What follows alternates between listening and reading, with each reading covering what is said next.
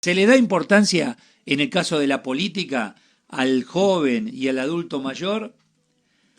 Algunos los usan.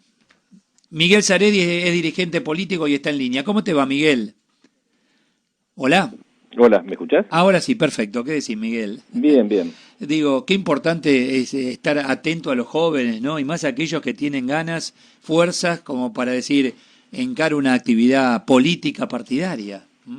Claro, y lo hemos hablado alguna vez con vos, cuando no hay reglas de juego, también los chicos y los jóvenes no saben a qué abocarse. En general en la política la juventud siempre fue muy utilizada, ¿no?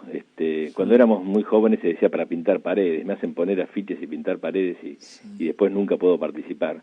Y en general la juventud, que es una etapa de la vida con mayor grado de idealización de algunas actividades, en la política fue utilizada para algún tipo de extremismo, ¿no? Eso ha sido muy habitual. Lo que pasa que en el sistema político argentino, y lo hemos hablado con vos, la falta de partidos políticos con democracia interna y con formas donde canalizar las inquietudes para la participación pública, hace que a la juventud muchas veces se le complique de qué manera poder participar, ¿no? Esto es una situación absolutamente difícil. Hace muchos años, no sé si vos recordás, Eduardo, algunos partidos tenían hasta un cupo para la juventud. Sí, Daba cómo no. se decía el 25%, el histórico justicialismo, por ejemplo, le da un 25% a la rama femenina, hoy seríamos muertos todos por decir el 25%, y no decir más de la mitad para la rama femenina, el 25% para el gremialismo, el 25% para la política y el 25% para la juventud. Eso que existía en ese justicialismo histórico, y que existía también una juventud radical muy importante en Franja Morada hace muchos años, con mucha militancia universitaria. Eso lamentablemente te diría que hoy no tiene canales de participación muy fáciles en la vida pública argentina, sobre todo en las estructuras político-partidarias. Pero en realidad en el mundo, si uno observa el mundo, no está desdibujado el hecho de decir, bueno, ya no solo un líder, ¿no? Sino se trabaja en equipo, las sociedades salen a la calle a pedir y ahí tenés jóvenes y se me ocurre en Francia los chalecos amarillos y eso mismo que se da en Italia ocurrió algo similar. Las sociedades no han cambiado en cuanto a la forma de hacer política. Sí, han cambiado, pero también tienen un sistema básico y base de reglamentación y de participación.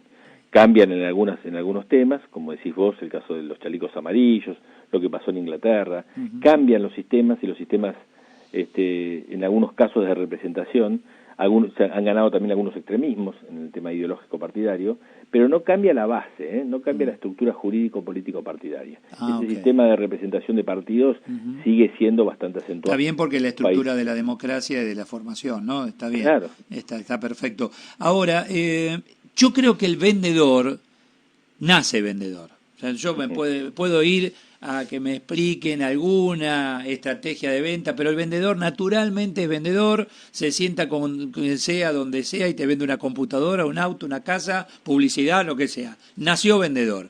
En relación al político, ¿nacés político? ¿Te tiene que gustar y tenerlo ahí en las entrañas para ser un buen político, un buen dirigente? Yo creo que hay que tener mucha vocación. Hay que tener mucha vocación. Para lo público hay que tener mucha vocación. En general hay una etapa importante en la vida que es el secundario, durante el estudio del colegio secundario, en la cual el comienzo del estudio de la historia argentina, en el caso concreto nuestro, a muchos de nosotros nos ha motivado, y a partir de ahí lo vocacional y la etapa universitaria, por supuesto, pero la vocación es muy importante, Eduardo. Si no hay vocación para lo público, es muy difícil que después puedas participar. Y generalmente esa vocación del joven es sana. Como bien planteas vos, es una vocación sana. ¿Qué pasa en la actualidad? Que hoy necesitas competencia, hoy necesitas innovación, tecnología, conocimiento. Es decir, si el joven es un joven sin ningún tipo de formación ni educación, ¿qué es lo que nos pasa en la sociedad argentina? Bueno, lo mismo te pasa en la actividad pública y en la actividad política. Entonces, cuando anotás los gabinetes, estaba leyendo una frase tremenda de Malamud, justamente por lo que pasó ayer, ¿no? Que decía, el problema no es la utilización política, sino la incompetencia, de lo que pasó ayer con el tema tan triste, tan doloroso de Diego Maradona. Bueno, con el tema de la juventud nos pasa lo mismo. El problema, si a los jóvenes se los utiliza políticamente o no, si van a un extremo o al otro, puede ser, viste que hay muchas críticas con la cámpora, no cámpora. Lo grave es que los chicos no sean competentes, que no estudien, que no se formen, por ejemplo, que no sepan en esta sociedad del conocimiento, bueno, lo que significa hoy graduarse, porque después esos chicos que ocupan cargos públicos deben tener formación y deben tener educación. Claro. Entonces, todo pasa y termina pasando también por ese lado. Ahora, y en una sociedad donde poco ejemplo, ¿no? Por lo menos lo más visible. Hay muchos ejemplos, pero no son visibles. Ayer, recién lo discutí aquí con un abogado penalista. Digo, escuchame una cosa, yo veía por televisión gente agrediendo a los uniformados, le tiran piedra, los provocan, le tiran botellas, y el uniformado se tiene que quedar ahí mirando. Yo digo, ¿dónde estamos? A mí no se me ocurriría nunca ni levantarle la voz, Miguel, a un uniformado, porque es la autoridad. ¿Qué se dio vuelta en esta sociedad argentina? Bueno, no hay sanción, no hay norma, no hay Estado. Lo que viste ayer es la falta del Estado del cual hablamos tanto tiempo. Si vos, ante el incumplimiento de la norma, nunca hay una sanción ni en un colegio a quien pinta un grafiti y no termina una sanción a quien le tira un botellazo a un policía, no hay ningún tipo de Estado posible. El Estado se fue creado, también lo hemos hablado tantas veces con vos, está creado justamente para que haya una serie de normas que vos y yo respetemos. Y si alguno no la cumplimos, tenemos una mínima sanción hasta una máxima sanción. Cuando eso no existe, es eso que estás viendo. Y eso es lo que le pasa a los chicos y a los adolescentes. Pero a ver, ¿eso lo tenés que explicar? ¿Lo tenés que enseñar? Porque eso empezó en casa. Es decir, vos sabés quién es la autoridad. Y vos sabés que tenés que respetar a la autoridad.